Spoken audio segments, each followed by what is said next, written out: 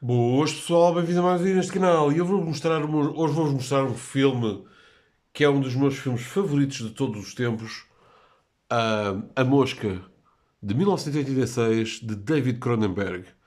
Possivelmente o remake mais bem feito da história do cinema.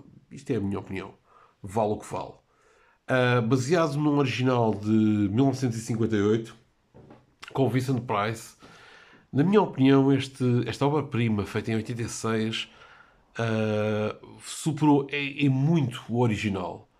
Uh, Pela temática da história, pelos desempenhos do Jeff Goldblum, da Gina Davis e do John Getz, que formam um triângulo amoroso nesta história, quase que como se o filme fosse protagonizado apenas por três pessoas. Claro, eu sei que existem mais atores no filme, mas o foco da história concentra-se nestes três. O que é curioso é que este filme foi produzido por Mel Brooks, sempre associado a filmes de comédia, um, e pela Brooks Film, mas o nome dele nunca foi associado a esta produção, exatamente pelo temor e pelo terror que era para ser inspirado. Tenham medo, tenham muito medo. Era um slogan que corria todas as televisões, todos os anúncios, e eu penso que foi lá. Foi lá. David Cronenberg é um dos meus realizadores favoritos, juntamente com John Carpenter. Ahm, eu realmente fiquei chocado quando descobri que esta história não era totalmente original. Mas ao ver o filme de 58 percebi a magia com que Cronenberg tinha feito esta história. Ela não só estava atualizada, como estava. Bom, têm de ver. Esta é uma edição muito simples, uh, mas traz alguns extras, ainda assim. Traz a trailer, traz um. É um documentário, um making of, traz de behind the sequence, the screams, the sequence. E algumas entrevistas com o elenco.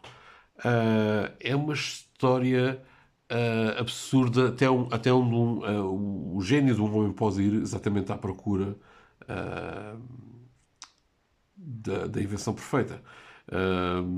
David Brundle era Steve Brundle é um cientista que procura criar uma máquina de telesporte. Tudo estava a correr sobre rodas, a máquina fazia o telesporte e ele conhece numa convenção uma repórter, Gina Davis. A máquina fazia tudo, impecável, com objetos inanimados.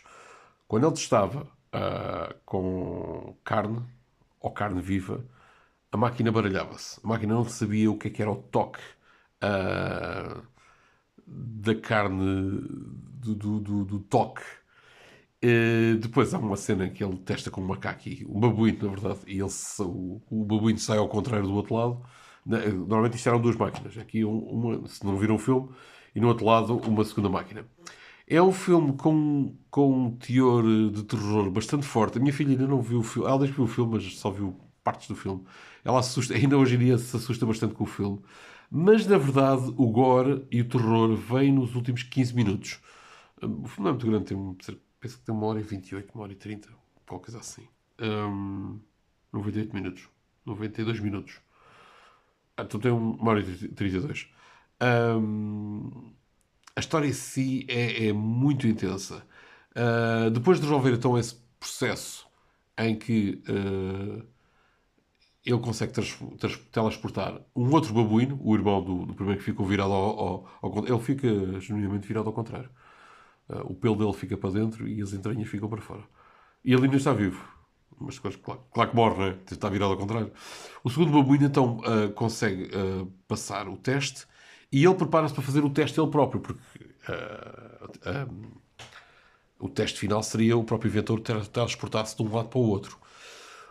O que se passa é que a questão do triângulo amoroso, o patrão, que é o patrão dela, quer um último encontro com ela, ela acede, deixa-o sozinho e ele começa-lhe a dar, começa a beber e então decide fazer o teste. O que se passa é que quando ele entra na máquina, uma mosca também entra na máquina, um inseto tão pequeno que ele não se apercebeu.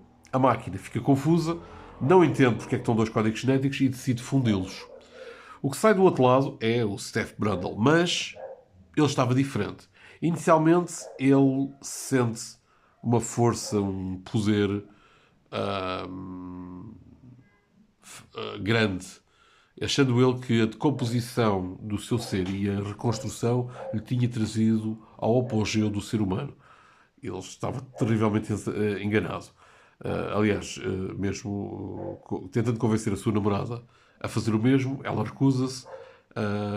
Então, pouco tempo depois, começa a sua degradação. Como vocês sabem, as moscas duram pouco tempo e ele não ia estar cá muito mais tempo. Na altura, em miúdo, quando vi o filme, eu gostei do terror, mas estava à espera de um monstro mais high-tech, com mais estilo. E isso aconteceu na Mosca 2. Mas que eu cheguei a ver no cinema, o 2 não o primeiro.